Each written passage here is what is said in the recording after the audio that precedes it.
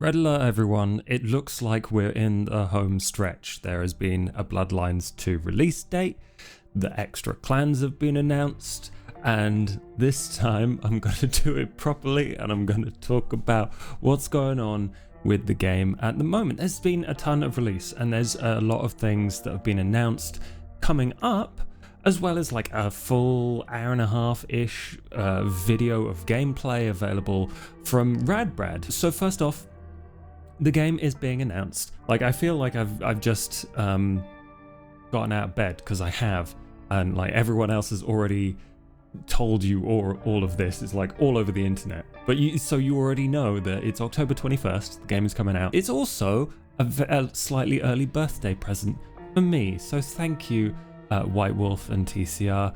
My birthday is the day after, but it's an easy mistake to make, so that's fine. No, I appreciate it. This was obviously all for me. But yeah, they've got pre-orders out as well. But most importantly, let's go through the two new clans. There are both Toreador and La Sombra available, and this is I'm really glad that we can finally say this, because I've almost spilled the beans like so many times, because just people talk to me about Bloodlines just randomly, and I'm like, oh, well, there are other clans. But obviously the Toreador are known for being artsy, they are passionate, they are obsessive on occasion, and they have the powers of presence, supernatural charisma, and sexiness on occasion, or maybe it's scary, who knows, maybe you're into that. There's also the La Sombra, who are ruthless and calculating and have a very unique power amongst vampires, of being able to control shadows. Yeah, they have Oblivion, which is the power not only to control shadows, but shadows supernaturally are related to the dead and ghosts and wraiths, and so they have a window into that world. The Oblivion is where the ghosts live and where shadow monsters come from. So they have a very tenuous relationship with being able to control that, and it gives them a kind of extra reason to be both careful and ability to do extra harm, in that it is a very dangerous place and a very dangerous power. So those will they also have like super strength, they also have dominate, and the Toreador also, as well as the super sexy charisma, have Auspex and celerity, which is super speed, and super senses, like sense supernatural things, but also the ability to heighten their senses, or like see people's auras and things like that. And we have already seen, or I guess there is another clan in the game, and this is an important thing to bring up, that they have just announced that you will be able to play as Fabian, the companion character who previously we understood to just be in Fire's head, is able to walk around, and we play through some of Fabian's stories, and it's a really kind of unique experience in the game, in that you get Fabian's set of powers, and it is entirely a different way of playing the game in those parts.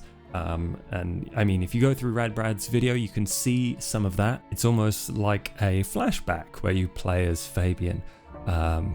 And that is related to a spoiler. I'm actually going to do two tiny little spoilers at the very end of the video, so stick around for that, just because there's some stuff that is in the gameplay and stuff people have been speculating on that I really want to say, but it's, you know, it's not like the main stuff. Fabian, as a player character, you get to play with his kind of mind-reading abilities as a Malkavian detective, which is a really cool take on Malkavian. He has some, I mean, all of the voice actors are fantastic, I think, in this, genuinely. But yeah, he's got a really cool voice, and kind of fits that hard, like stereotypical hard-boiled, like slightly goofy Malkavian, and hard-boiled detective vibe.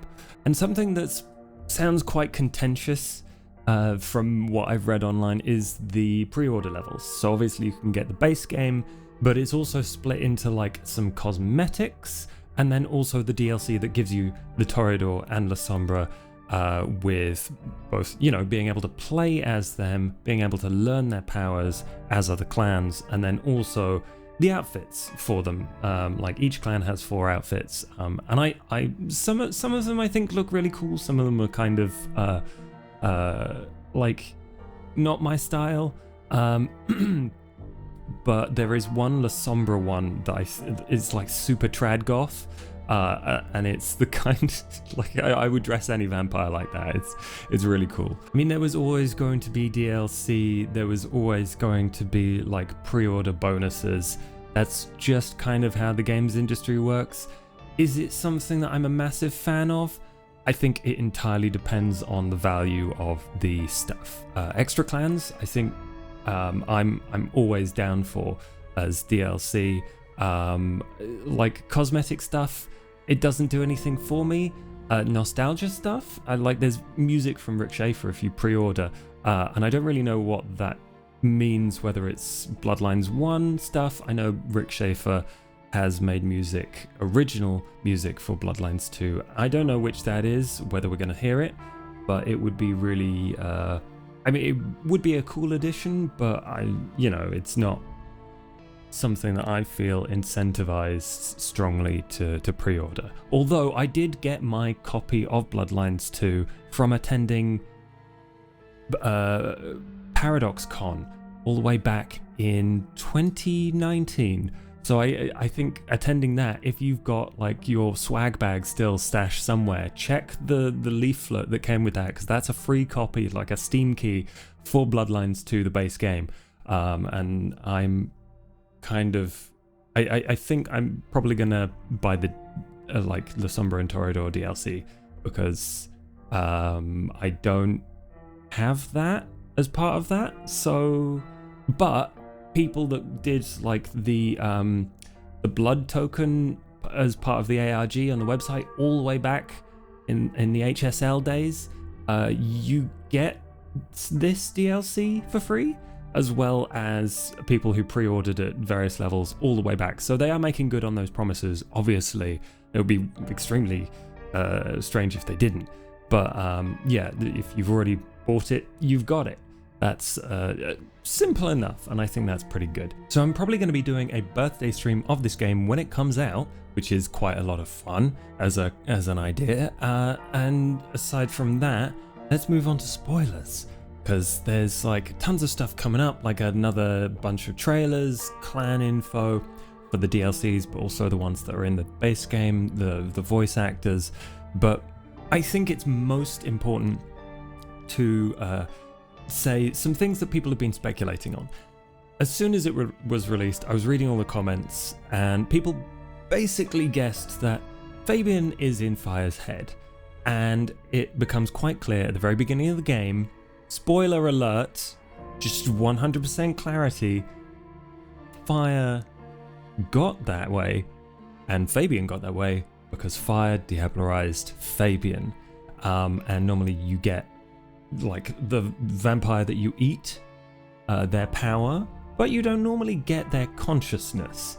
And so there is something clearly extra beyond what is normally going on, but absorbing their soul, their vitae, their abilities and blood is it doesn't normally come with a hanger on. So there are further mysteries there. I've not like spoiled the entire game for you, but it happens quite early in the game, and you can also see that in Radbrad's video. You can also hear on the radio a certain DJ introducing us to the voices of the night, and obviously that is a reference to Deb of Night in Bloodlines 1. If you listen, this one's Bet of Night, and if you listen carefully, you could tell who it is. And just as someone who worked on the game, it's been really nice to read what other people think about what they've seen so far. Like, I think there was always going to be a lot of very mixed responses because the game is so different, it's been so long, and people have really strong feelings about Bloodlines 1. I do, as part of the reason why I joined the project in the first place, right? But it's its own thing, and I think that's like very clear from how people have responded and what like people if you read Polygon versus like PC Games N or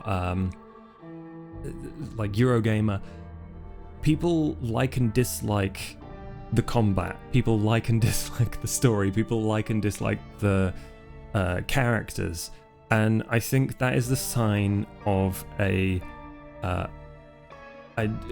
good game. Like, I don't know if it's a sign of a good game or just at the very least the sign of a game that people care enough about to think what's important to them in a game, right? So this is the beginning of the actual release. Who knew? Who knew this day would come? I know while I was working on it, there was a feeling that, like, oh my god, we're actually going to be able to release this game. How do we do that? And that was always the question. But it's like, it's good to see. It's actually going to happen. And we'll see what happens. I don't know. I'm excited though. I'm looking forward to it. And at Gamescom, I'm kind of interested to see if they will announce any other VTM or World of Darkness games.